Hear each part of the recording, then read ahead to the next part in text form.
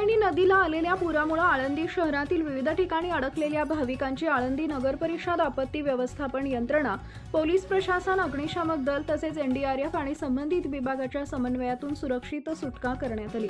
बचाव पथक आणि ज्ञानेश्वरी मंदिर परिसरातून 220, इंद्रायणी नगरी येथून 100, ठाकूरबुवा मंडप येथून 60 आणि गोपाळपुरा येथून 28 अशा एकूण 408 भाविकांची सुरक्षित सुटका केली। तसेच विविध ठिकाणी वैयक्तिकरित्या अडकलेल्या भाविकांनाही सुरक्षित स्थळी हलवण्यात आले। याशिवाय बचाव पथकांनी पूरग्रस्त भागातील 150 गायींचीही सुरक्षित सुटका करून त्यांना सुरक्षित ठिकाणी हलवलंय।